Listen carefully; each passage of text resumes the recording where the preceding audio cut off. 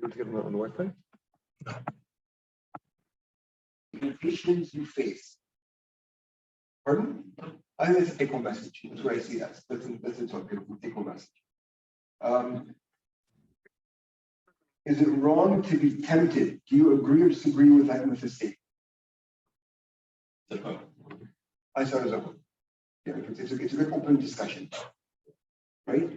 Think of something. Think of some temptation you have faced in the past and overcome. How did you do it? How did you do it? Book. I think a book or a book. Right? Again, it's a conversation piece.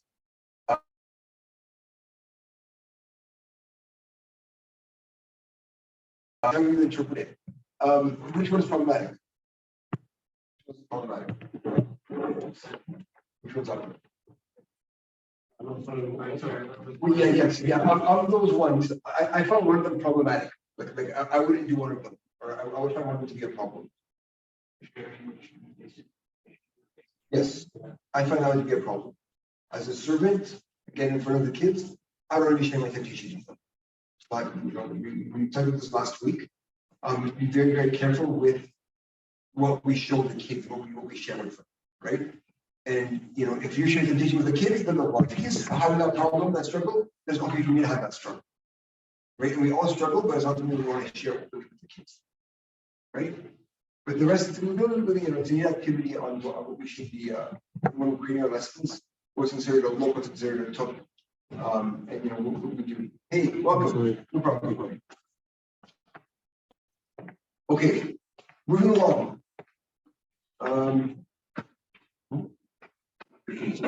We just finished the activity. Have some homework. Page 31 in programming. Yeah, we just did that together. Let's do that. What is the purpose of youth ministry? What's the purpose?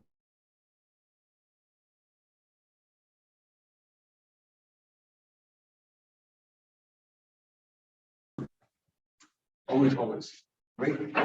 Last week we talked about the 5 practices of a church or a ministry. What are the 5 practices? Remember? 5 things that we do. Our worship is one. Prayer, teaching, fellowship. Mission. Excellent. Yes. Amazing. Right? The 5 practices. We're talking about the 5 different things and how we have to work on all of them. And some we do well, some we can improve upon, but we work on all of them, right? And we look at them and we try to improve all of them. We have to build all of these into our curriculum. So when you build a curriculum, we should be building this into the proper curriculum, right? Building it into the service, actually put it in the curriculum, right? Find ways to do that. This is on page 39 of these ministry designs. A little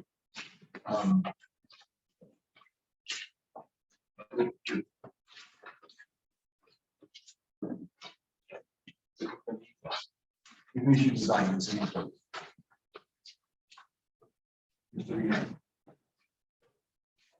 This is kind of real. Christ in the center, right? And the idea is that if we teach well, if we do a good job teaching prayer and worship and teaching and fellowship, if we do those well, eventually kind of come organically. As long as those taught well, the kids will again become disciples. And one of the main parts of discipleship is evangelism, right? So the idea of getting those 4 practices right, and then mission work will come, right? When 4 practices are effective, then disciples who evangelize will be produced.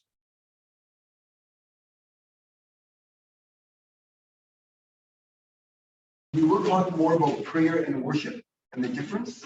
Again, I don't know why I don't have prayer in my. I said talk about prayer today. It's not my slide. I know what I did wrong. It's not there. So we'll do it next time. All right. So I want to switch you guys for a second and ask you a question. Right? The question is, when did you become Christian?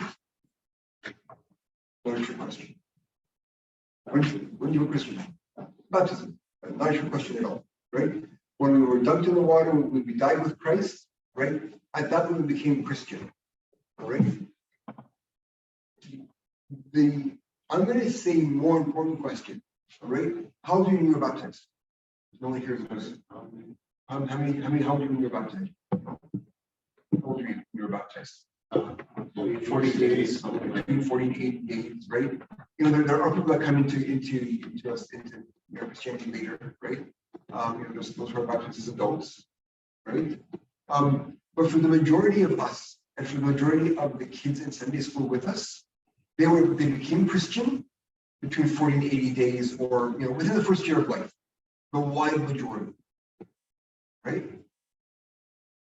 No. Why?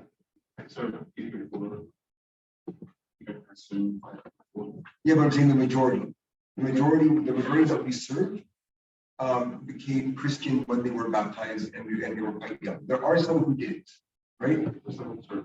Pardon? It was not what service. What do you mean? Or they were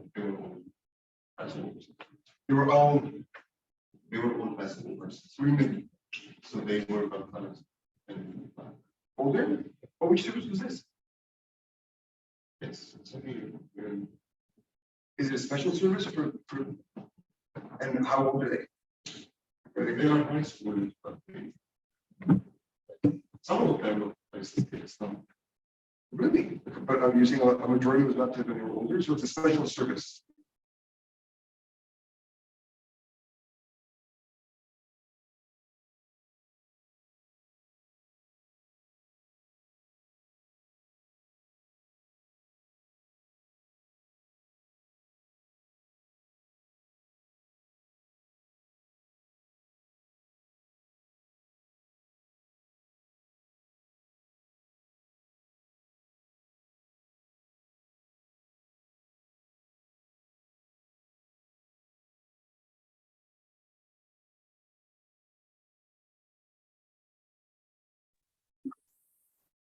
Right? The other question, this is the important question, is when did Christianity become yours? What does that question mean? Like become Christian by doing like what? Yeah, so yeah, right. So the idea is, when did he become my Jesus, as opposed to my parents? Right? Because again, I was about to 40 days, and I was about to church with my parents. They woke me up, they brought me to church, had communion. At some point, my father had me ordained as a deacon, but I just kind of went, right? So I can tell you my story is that, yeah, I was very young when I got me ordained, right? I just followed them, they woke me up, I came to church, right? I got a little older, I want to say I was maybe 10 or 11, and my father didn't come as much. He came to church, but didn't come, but he didn't come.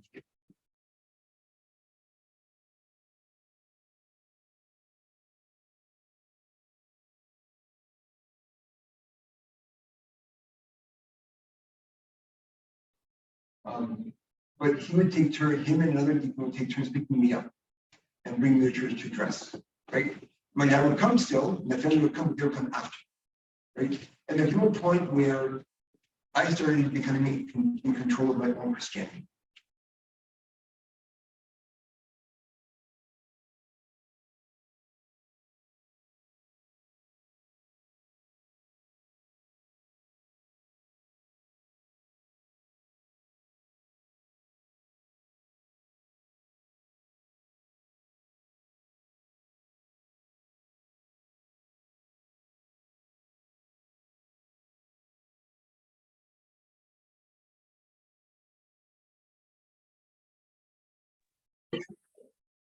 Of the kids in the class. All right. So when we create Sunday school lessons, we have to be aware of who the kids are in our class. And there is a great graphic in your book about who comes to Sunday school. All right. And it looks like this. Pages on. Page 27 is the sheet sign. All right.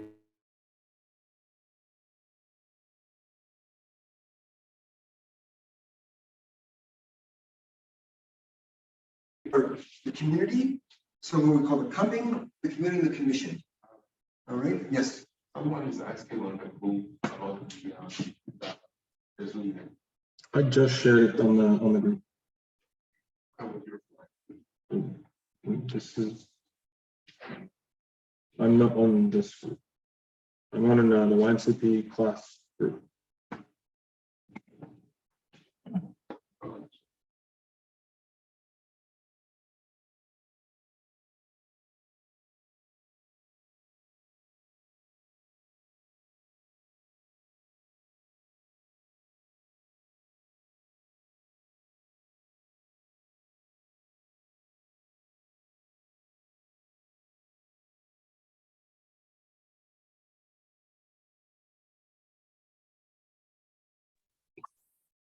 Who would the community be?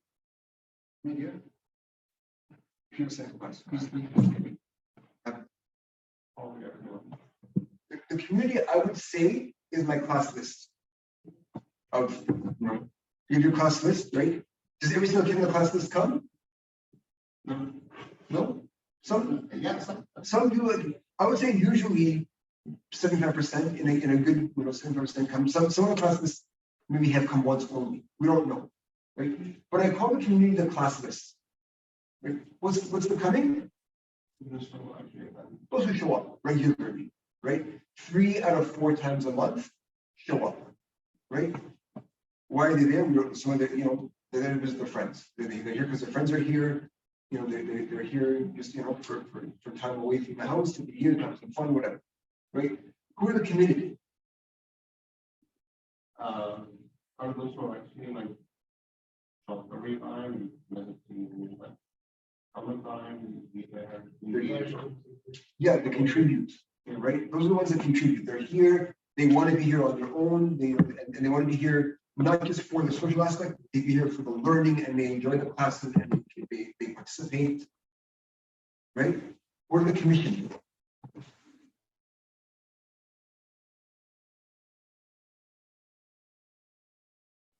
Right, and again, they don't have to be servants. They don't have to be teaching Sunday school, but those who actually do service in the church now, who they've come to the point where they're actually serving in some aspect, right? And our youth ministry design, so the commission, I would argue, are the disciples. They're all disciples, but these are the ones who now are actually evangelizing and giving back, right? And our youth ministry design, when you create a curriculum, right? When you any single class that you create, any block of classes you create, a year, a K-12 curriculum is all made or should be made to move kids up this pyramid. Right? Our purpose is to get them from the community to the coming, right? From the coming to the community, from the community to the commission. That's what we should be doing. If we're not, we're doing something wrong. This is the purpose of our ministry design, is to have kids make their way up the pyramid. All right, and find ways to move them. All right. So yeah, your class list, attending regularly, participating, serving. Good stuff. Okay, so we're complicating things a little bit, right? We talked about our 5 practices. What are they again? 5 practices. Prayer, teaching, worship. Evangelism and mission. Right? We have those. Now, if I'm teaching, last week when I did my little mini lesson last week that I did with the pirates, right? When you're teaching, are you taking all of them into account?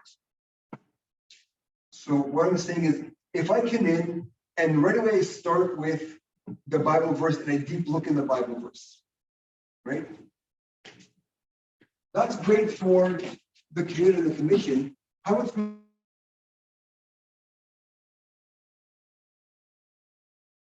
If I start with a very deep dive, I've lost this person, right? I may have lost this person, right? So I want to make sure that my lessons incorporate all different look, I call them entry points. All right. So a question about what are pirates? Remember last week's lesson, right? You don't need any knowledge at all of what of the Bible to know what a pirate is, or to know what a map is, or to know the purpose of a treasure map. Right? You want to find ways to encourage or find ways for all to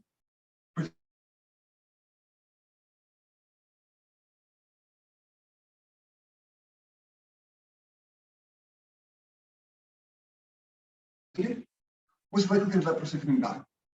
What's the likelihood? If they didn't enjoy it, didn't see themselves in the lesson, they didn't find anything worthwhile because it was too above them, right? What's the chance of them coming back? Right? You know, unlike yeah, I was there for I wasted an hour of my day, I'm not gonna go back. Right?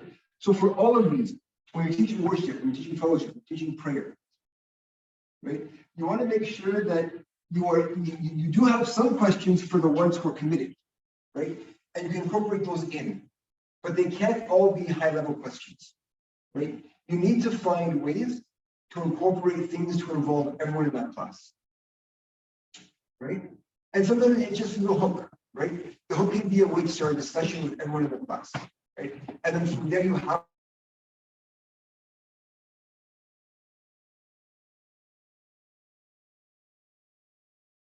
a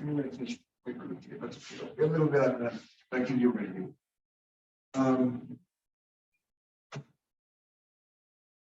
Because the purpose is to make disciples. All right. And disciples do all of this. All right. Disciples obey biblical truth, they love others, they love the Father, they have fellowship with the Spirit, and they follow Christ. I put this in there because it's the next thing in there. Right? It makes sense that I kind of follow. But you want to make sure again that these are the things that we instill in our kids. All right. We're going to do a bit of an activity. All right. Models of youth ministry. This is in youth ministry design, and it's page 51. These are kind of important, and to have you do them at home and do the work, it doesn't make sense. So what I've done is I've kind of done it as a little activity here that we'll do today. All right. Basically, what it is, I'm going to have you guys do the work. And what I'm going to do, I'm going to give you each probably two of the different designs. And I'll tell you in a second. What I want you to do is I'm going to have you read them and write some stuff down. I want you to answer these things. So there's different models of ministry, and you'll see them in a minute. And I want you to read the models, each one is like a page or two in your book. You want to summarize the model, or the strength of this model, and how would our community benefit from this model. So 1 minute for that, 1 minute for that. What are the strengths, or what are the stretches, or the difficulties with this model in our community? All right. So these are, again, these are parts of the choice. They're good, but they're parts of these. All right. So look at the models, read them, and what's good in our Coptic Orthodox structure. What are some stretches or some difficulties? And so there are 10.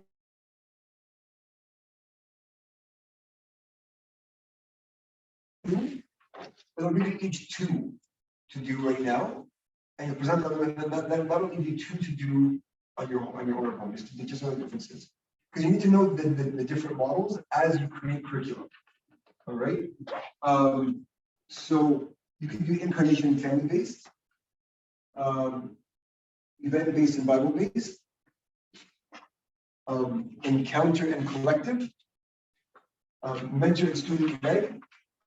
All right, and some sort of information you can leave for later.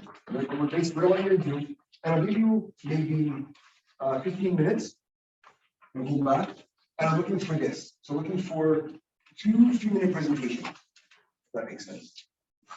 They're all in there. They go over chapter 4 and 5 in the book.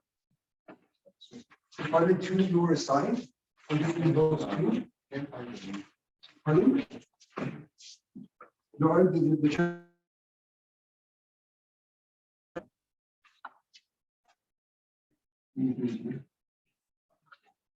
you see?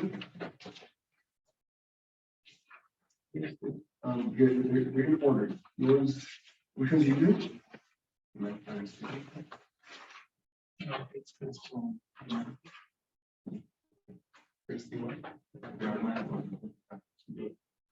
yeah, yeah, tell me which ones you're doing. As soon as you mention student life. Everyone's supposed to do it? Bible based, because after event based is, Do they go this way? if you notice like. I think they go this way. I give you, should I change it, make it easier? I can change it, make it easier. It's okay. You sure? Yeah, sorry, I went down, but they go across.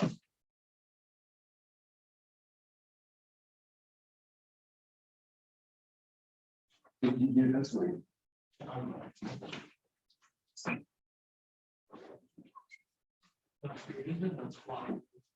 Oh, yeah, that's right. There you go.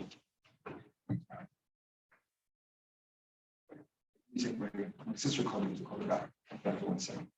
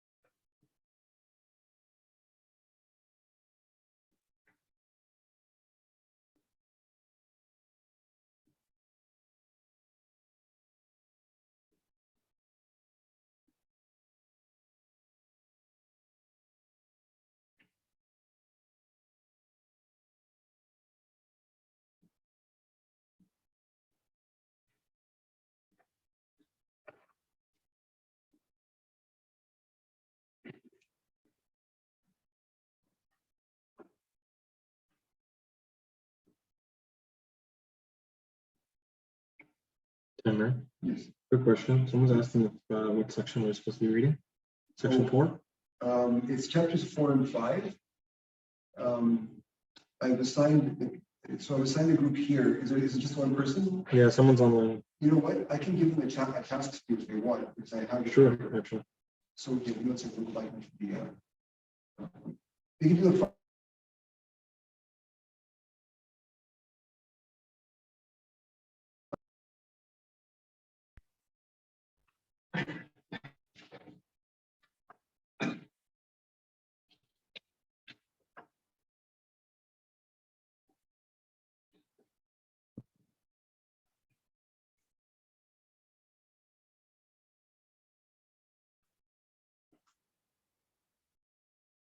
So they can do small group admission. Small group admission. Yeah. Yeah. And they're going to be doing this if they can see the screen. Can they present? Or can they speak or no? They can speak. I think they can. It's like, Because if they can do their presentation as well. Yeah, I They're can. going to find a small group admission. Are you able to hear me? Again, summary of the model, the strengths of the model within our community, and the difficulties of the model in our community. So 3 minutes for each.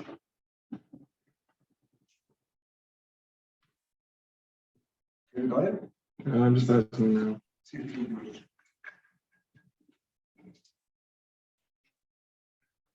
Hey, can you hear me?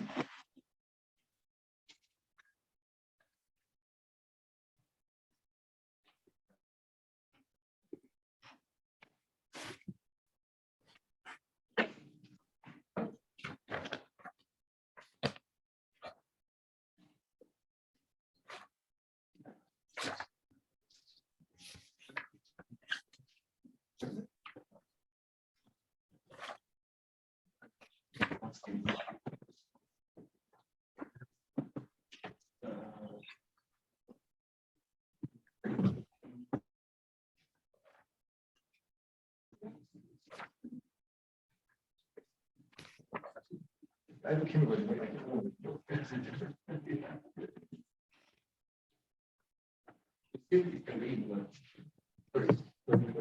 it's a keyword, it's not color, it's beautiful.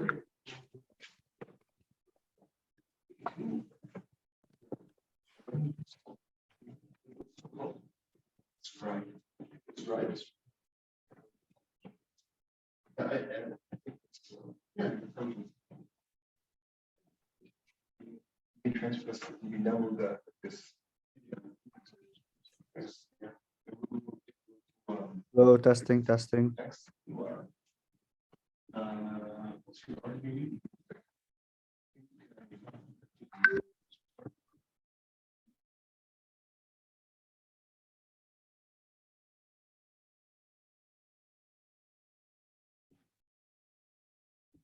It is. Oh. It works. Andrew, we can hear you now. Is it? Andrew? Is that what he's doing? Here's the activity. Seems like it. Okay, good stuff. Andrew, can you hear us? Yep. Can you hear me?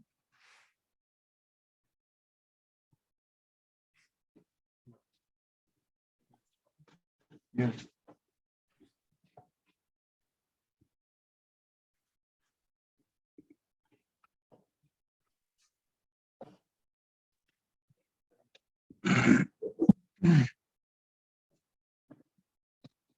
Testing, testing.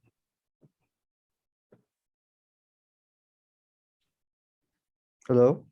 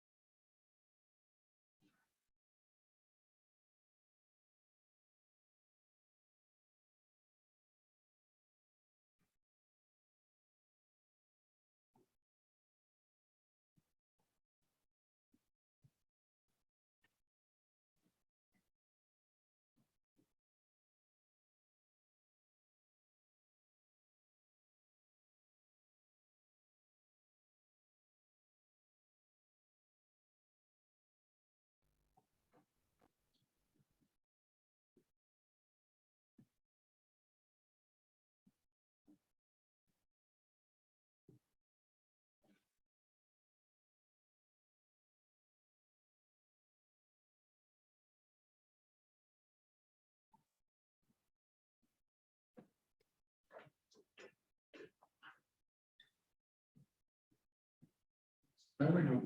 I mean, 5 minutes? What's more?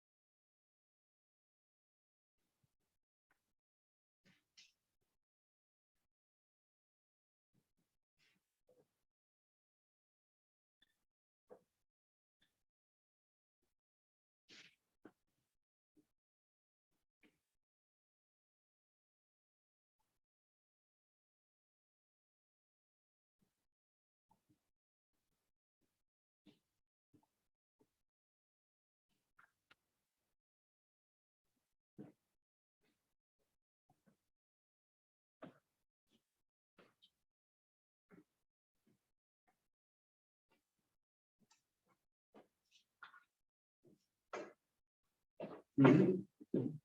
Yeah, all right. Okay, so with the model, strengths of this model and features of the model. Okay, so that goes. Right, go ahead.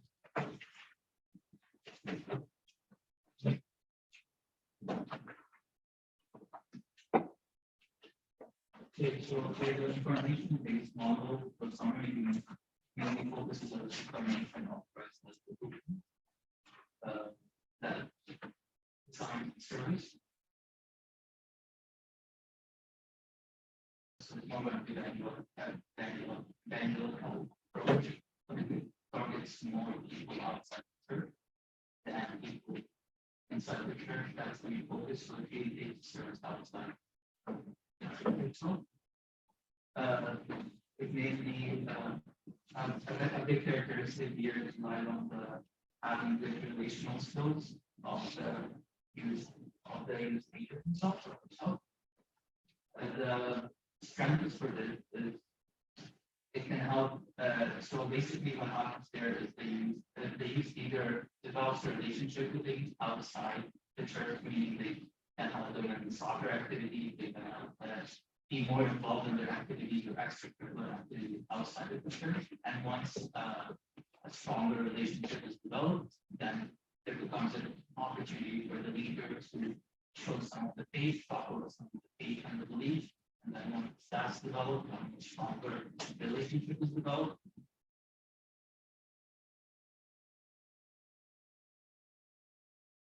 not it's still but like just can be strength for this is at one point when they use and really got connected to the faith that they can become servants themselves, meaning that they can friends a good relationship is developed with the youth, so you know a lot about their lives, you know a lot about what's happening with them.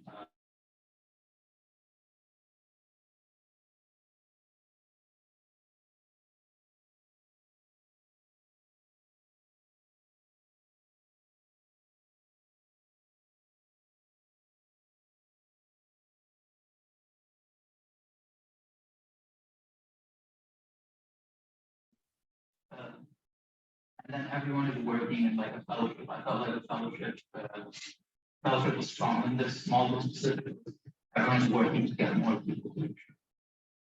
Some of the difficulties that I see is leaders need to have good relational skills, meaning that like they know how to approach the youth. So I'm balancing between not being so nosy in their life and at the same time having like be approachable.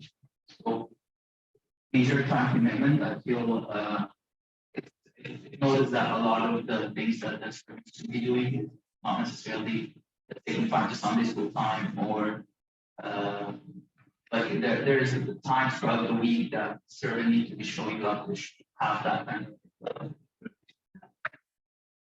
of use me like the servant. So like there because that discussion about faith comes in a bit later, it stresses a bit that this may be feel connection to a servant, but not necessarily connected to the church, or like especially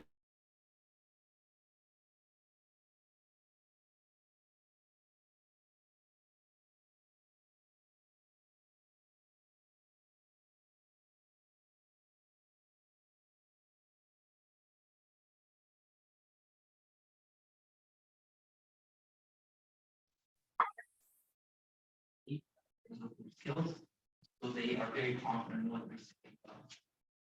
So there isn't a lot of supervision on the servants or like what they're saying. So that's the risk that you run with this. The students themselves are very, Yes.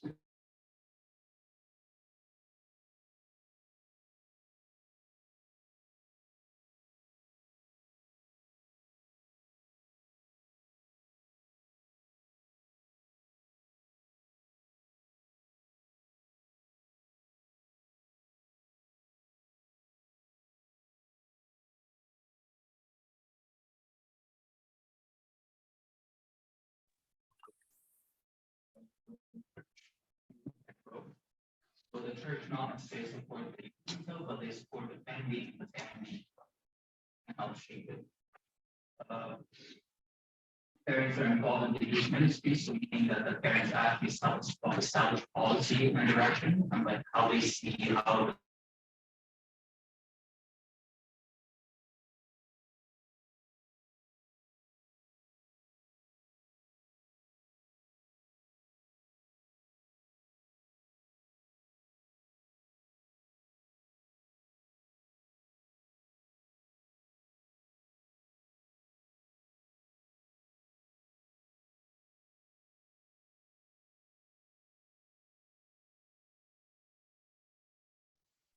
the church providing a lot of seminars, a lot of training to the parents to understand how they can deal with the youth, especially because they need to be alone when they want to be away from the family and develop their own circle. A strength that can be achieved with this is there should be more balance between like this model shouldn't be resisting the fact that they just want to be away from their family. It should work with it. So there has to be some balance there. And this actually leads to another difficulty because there is some imbalance. So if the parents are involved too much in developing how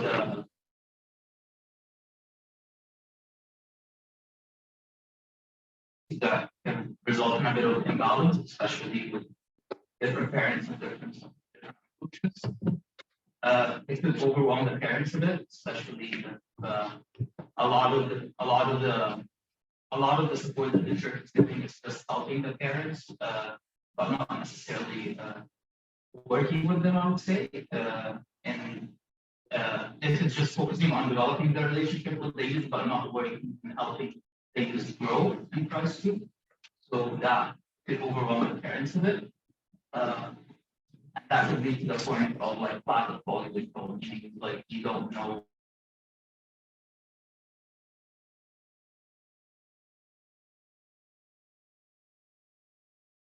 when you start doing,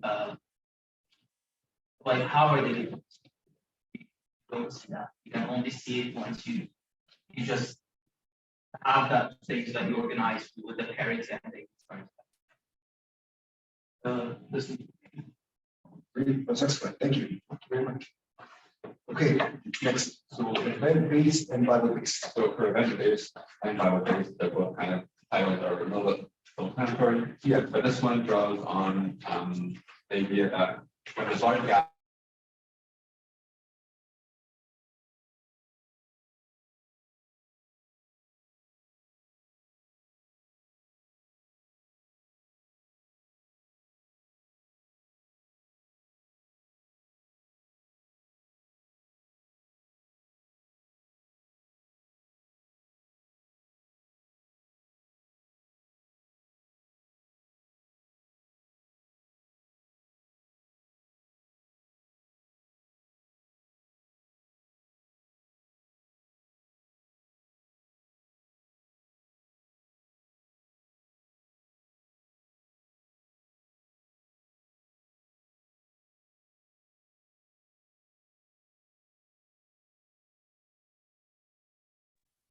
The four walls of the church, and learn about them and vice versa, and get to know them better, spend more time with them, and they get to see you, and you get to see them having fun and things like that. For difficulties, I would say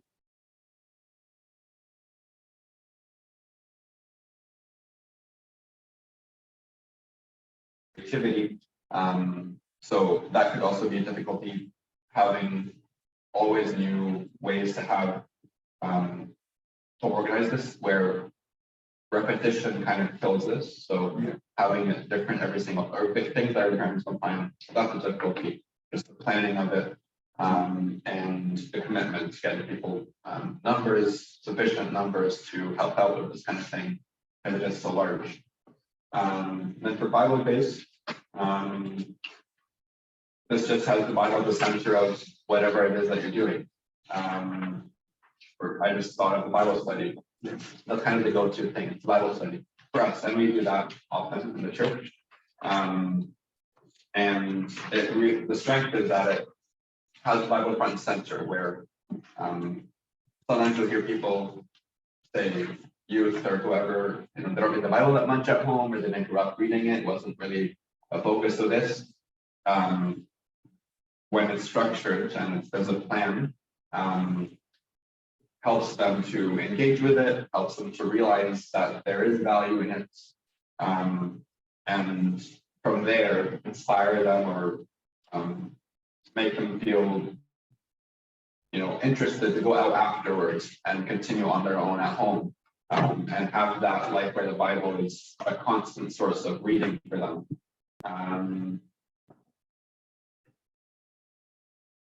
Difficulty is kind of getting the kids to that point of them seeing that value, because sometimes we can fall in the just, we're reading it, it's very kind of bland. So if it's just kind of that regurgitation of what we just read, then it's kind of, it loses you or loses them. And again, they just say it's boring. Why should I read this? Or it's hard to understand. So that's the difficulty. But then kind of with the event, event-based, having it, having that hook, to make it more fun, more engaging, and then see the value in it by personal experiences, or things like that. So in terms of Bible-based, preparation is important. So it's not just and event-based. Okay, thank you. Encounter and collective. So for of course collective, I'm not sure what it's going to be. But it doesn't have to be actually. So it's honestly it's very heavy on fellowship. The idea is you want everybody to get into it. You want a lot of people involved in everything. So it's pretty similar to the family base. The idea is, we do all like all work to be done together, and then from this larger group, you can split it into smaller groups with different interests, which is, in terms of strengths, it's great, and it works in a smaller church too. Like if you have our church, it's going to be small compared to here, but because you have a smaller number of people, congregational affinities can happen, which is a strength. But then it gets the second piece of it. We want to have smaller groups of different interests. You may not still have enough resources to actually accomplish students like this. So it's interesting because you look at the strengths and the weaknesses and the strengths and the challenges and the kind of could come in the same sentence scenarios like this. So the one thing I found is great about it is it needs a lot of planning to do it right. It needs to put a lot of effort into it, but it will bring everybody together because you can have like camp trips where parents and the children or the youth are on the same trip because they can do different things. You can have activities like a group studies for certain age group where you can have them with schoolwork. So it's kind of like it's bringing everybody to the church to do everything but what a literate church actually looks like. So I found it very, very strong, but it's at the same time require a lot of resources. Like it's very, very challenging to plan things that attract the entire the whole age group from young to youth to adults, and at the same time keep everybody engaged. Right. Remind so the kind of basic idea of you find what they're interested in, and then you have small groups. Yeah. And then so they're in different encounters. It could be one servant and 3 kids at a coffee shop, or one servant.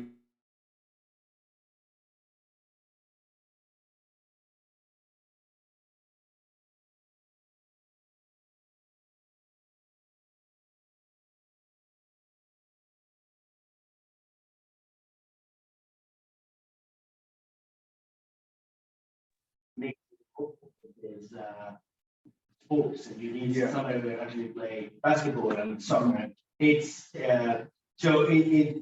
I say it's great for smaller church, but at the same time I can see that a very large church can be very helpful if it's planned quite right. Like you need the person on the top coordinating all the different activities, really put a lot of slots into doing the programming.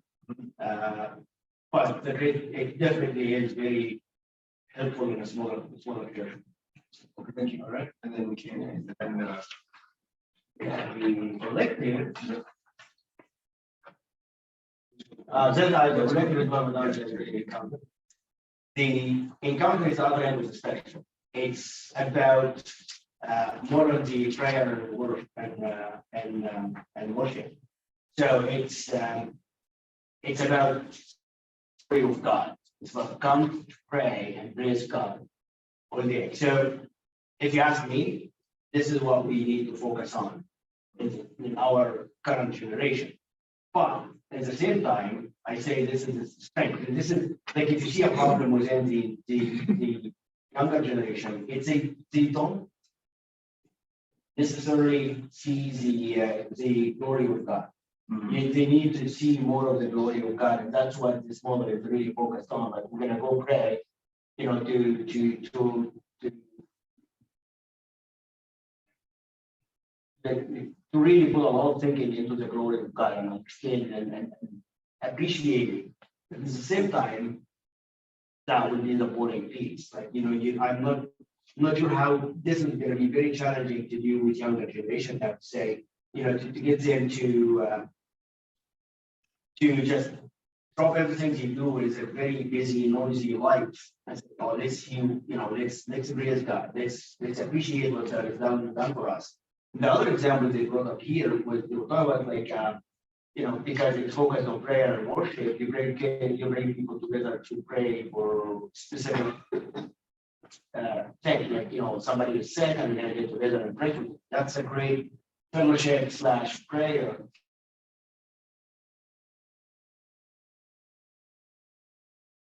it becomes like, oh, we prayed, this guy didn't heal, actually, it requires a lot of preparation that we don't pray for a specific thing to happen. No, we usually, yes, this is a problem we have in hand. And we would pray for God to help us go through it, but not necessarily do you like it. This is, I found this very challenging approach. And again, it comes back to this, it's not the most appealing, I think, the challenge. And describing this, to especially younger generation who didn't really have a whole life experience, brings like appreciating God is not the most glamorous thing for them. It's not the one thing that gonna come to church today. So next time we're gonna do prayer and worship in the next, and I have a couple of videos. One is about worship. It's kind of cool. It's a preacher who talks about the glory of God, and I'll show it to you. And another one that talks about prayer, and there's one kind of. I'm sure those will be next week, but yeah, thank you. Okay, mentor and student life. So mentor model is the other end of the spectrum where we have a fellowship with students one-to-one and working with them. So the idea is faith is food, not food, which is what shown up there. The emphasis is on the relationship between the youth and the servant to teach them faith by doing, not through like any curriculum or anything. Just live with them, show them. Mostly one-to-one, share life events, and the servant shows the age or doesn't based on their own life experience and the whole idea is the leader of the servant of the service will be matching the youth to service. So Nina would be serving, one would be Nina would be serving and so on. So it's just And based on interests and similarities. yeah, and the youth needs. In terms of strengths, so it's very strong teaching and ministry. And it's very effective, probably more like maybe most effective. And it's very easy in our community. It's very easy to take like one of your kids out and like hang out together. It's easier than other communities maybe back in Egypt. In terms of difficulties, it's more appropriate to older age youth, like older, like when they are so young, it might be so difficult. But if one just like hang out with them, they might not think what you want to tell them. I'm seeing it's not enough in its own. Like you still need to do like the other moments on its own. You're not teaching the Bible. You're not teaching how to pray. Like they just see that through you.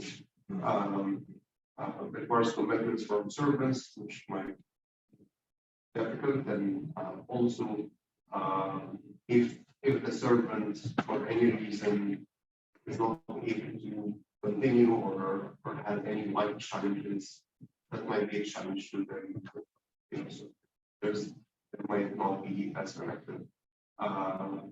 Also, servants need to be extra careful with what they show and then they use because they might. I don't like lastly, show them like weaknesses. Yes. That's the mentor student led. It's about giving the students or the youth responsibilities in the service. So they are the ones doing teaching, they are the ones doing the Bible study, they are the ones like preparing and leading the service itself. And that the servants will be more of the facilitators or guiding them in the journey. In terms of strengths, these are very important. In terms of they learn something like they're only just being prepared, like if they are preparing Bible study, so they read the Bible to learn everything on their own so they can teach it. they gain general knowledge through this, and also they will be encouraging their friends. So they will be reaching out to their like social circles and bring them also to the service. In terms of difficulties, it might be difficult to newcomers because like if there is like a new youth or like new kids coming to the service for the first time and see other youth doing all of that, they might be like discouraged or intimidated. It needs to be closely guided and like everything is better from the servants, so they just don't teach something that is like they might understand something incorrect and they teach it in an incorrect fashion. Everything should be vetted. And if the youth fail, they might be like impact them negative. And my feeling here is like, for example, they prepare the Bible study and they had in their mind it would be like super Bible study, but the others were not so engaged, so they might feel like discouraged. Also, like we are pulling them out of their comfort zone, so some youth might not be able to do that. Can the person online, can they do it or are they able or no? Yep. Okay, really, so let's see. So we have small group meeting, allow. Hello? Andrew, can you hear us? Hello? Can you hear me now? Yeah, we can hear you. Okay. I think it's just as loud as it gets. Okay, yeah, go ahead. So the small group focuses on some form of get-togethers, like maybe in somebody's house, to have like an intimate time where we can have discussions, but mainly focuses on Bible, kind of like a small group Bible study. And it just facilitates some, exploring topics that are nice for a small group discussion, but it's also important that the small group doesn't grow much. Andrew? Yeah. Are you there? I think we lost him. You lost me? Hello? Okay. Hello? Yeah, oh, there you are. Yeah, keep going. Yeah, go ahead. Sorry, we lost you. No problem. Yeah, but the group should not grow too large. Yep. Because it kind of loses the flavor of that, the intimacy of the discussions. Lost him again.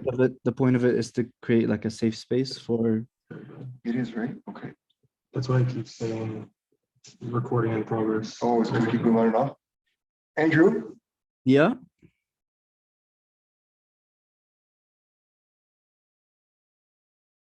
Chat, or can you put some notes in the chat maybe? Sure.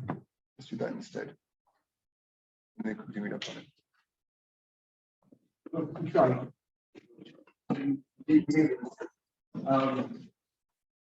So there's a few hints at the top there, and you don't look, so you don't have to rate them all. It's rate them all according to which are most like our present youth ministry model. So can you think of a few that are, give me one or two that are most likely currently used?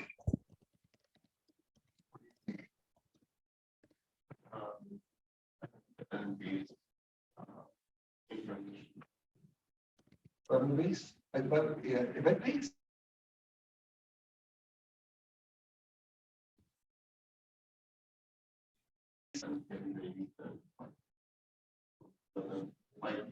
Our trips and things. Yes, we're very good at them actually. Yeah, we do quite a few, trips. We try to do at least one every quarter. Opening session is supposed to be an event.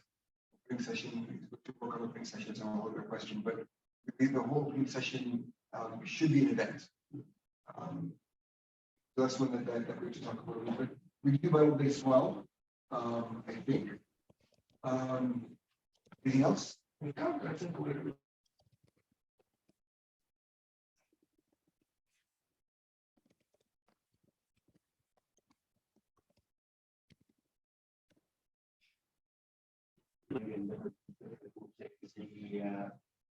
And again, I'm not seeing it from the servant perspective, I'm seeing from like kids are here. They in a smaller group. Some lunches and they have for the newcomer, a lot of service families. So I see a lot of encounter in here, again, as an outsider, I think that's.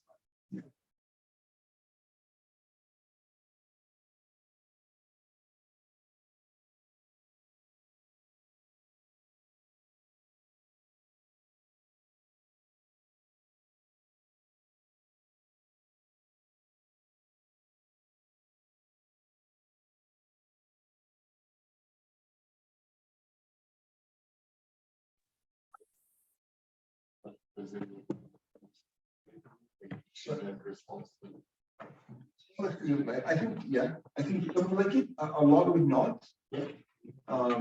But when you get into the habit of student guidance and you guys are Sunday school, right? Have you ever had a kids do a lesson? Not yet? Yeah? No, it's magic. They do a way better job than us. And the kids listen to them more than listen to us. I teach grade 1 to 4, so my kids are too young, right? But grade 6 and up, we've done where the kids have done a lesson. We would do it where as you know, so the youth in our youth groups, they help support them to once a month the kids do the lesson. So a rotation. And they do in groups of 2, because if one's too shy, they group together, right? Magic. And talk about moving up the scale, moving into community commission. Once they start getting into the habit of doing that lesson,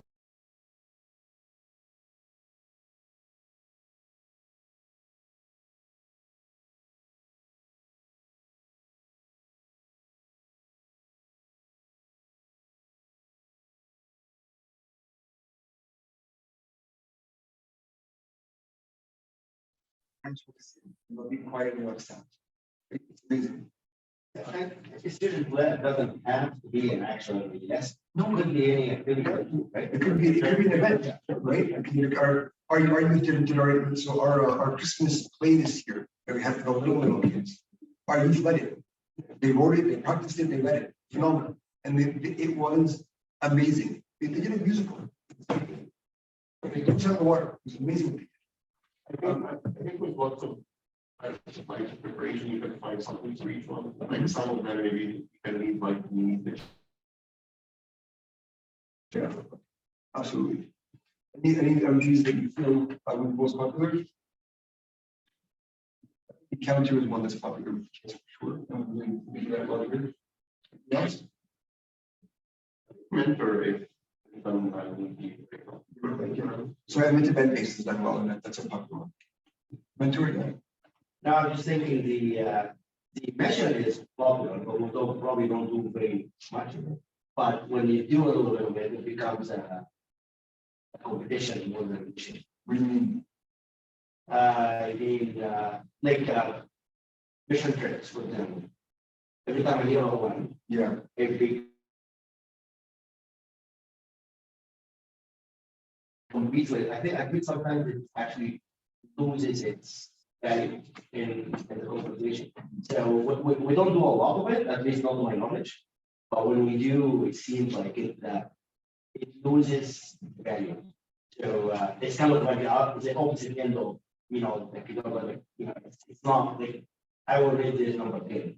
You say it loses the value, like, is it because the intention is wrong, or? Yeah, the intention is wrong. It become more of a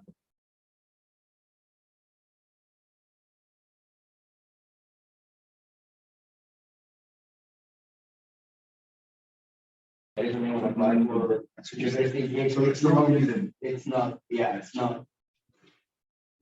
It's not for it's not happening to its purpose. It's And not yeah. kind of defeated. And that's the job of the servant and the job of the people that are preparing for the mission. Whatever, like, some missions are, that we have Sunday suppers, or once a month, they go down to Toronto, they get excuse sandwiches to hold us, right? It's a very simple mission that our church runs once a month, right? They used to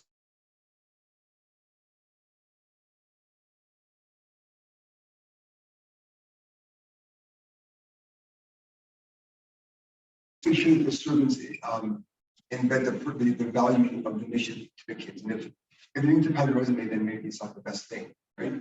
We don't stop it, but we have to make sure that that's being done for the right reason. Yeah, I agree. It might be done. I'm just saying, like, I'm not embedded in the service to actually see it. It's just as an outsider, just like everything else. I found it, it's the one that requires mostly you. And we yes, we need to be very careful about a lot of these. For example, so the student that if I say to a student, you're next week you're into the lesson. If their response to me is, do I get volunteer hours for school? My answer is going to be no. Right? There are some things that we can give volunteer hours for, right? But we don't. We want to be very grateful for our youth. If you have the 40 hours of volunteer, they have 40 hours of volunteer to graduate. We just need to make sure that there's no currency associated with the service, right? And I would want to say that, like, anything that they're doing when it comes to serving God, if they're doing anything they're doing in that respect, there really shouldn't be a volunteer hours connected to it. There shouldn't be this idea of, I'm going to do this, I'm going to do it for the purpose of getting my volunteer hours. Unless you know the kids very well and you know that it's not something they're doing just for that purpose, right? Like we don't want to take away from what they're doing, right? We get volunteers other ways, right? It doesn't have to be church.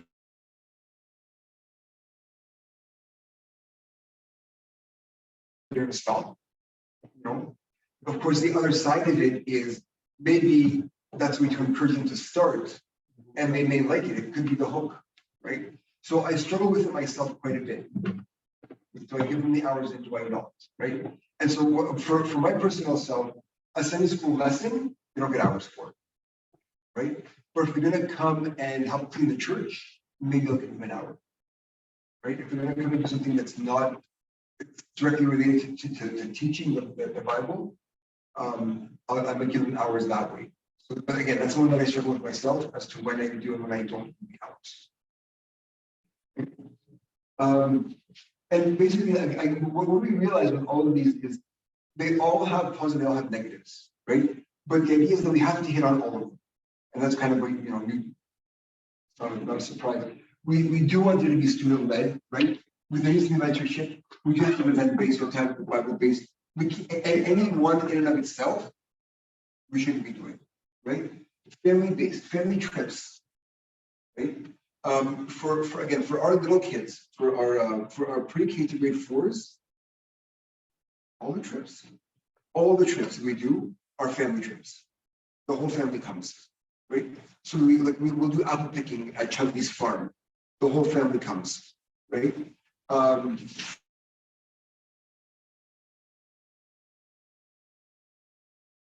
Right, and that's up to high school, but like as they get older, you do more individual trips, right? But you also want to ensure that even to the older, there are opportunities for the whole family on a trip together. Even if it's for a day or for a retreat, right? You want to involve family in some of your events, right? You want to find a way. And the families love it. Like I'll say that the K-4s, they love the family because they want to be with other adults as kids are playing. They love it, right? It's great. And sometimes it brings families to church. They come to meet other families. They see them outside of church, and then they start attending more as a family, as opposed to saying this Sunday school and not being there. Again, student-led is magic.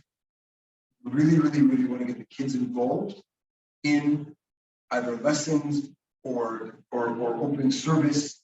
We have something called Sunday sermons. We have kids sermons. We started this many years ago, where when a boy gives his sermon, we take all the kids into another part into the solarium or another part of the church, and we do a kids sermon. It's based on the Bible of that day, but it's pre-K up to grade. I think we started at grade 6. Can't remember now, but I think it's grade 6. After grade 6, they stay in the church. The little kids come, and we do a kids sermon for them. And our youth lead the kids sermon. Right. So grade 9 and up are in a rotation, right? we asked them to join.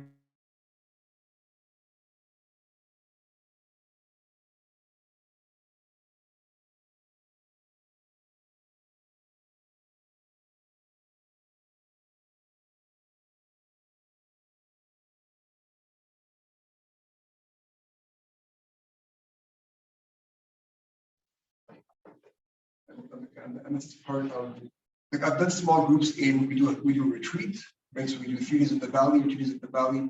And in those groups, there are little groups that do activities on their own and learn together. But again, there is something you have to find a way to embed into your service. And we do. I feel like we do a good job of all of them. But there's always room for improvement in all of them. Does that make sense?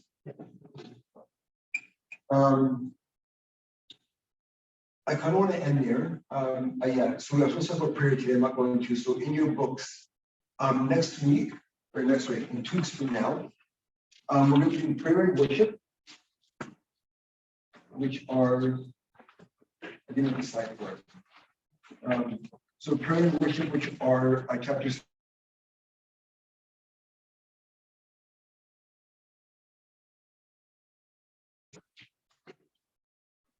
Design.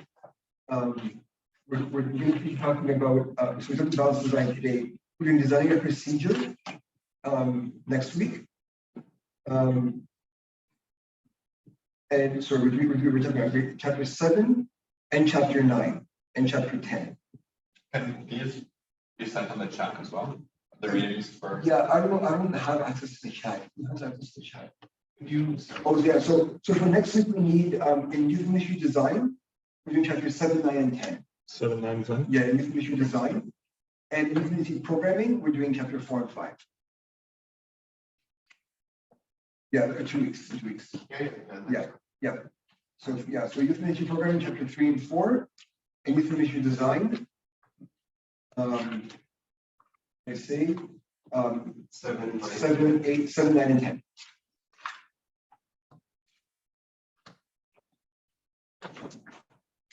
All right, and then the following week will be the final week. We'll record the final week. We'll do a little bit of an activity in the final week, and we'll be done. It goes quick. All right. Thanks, guys.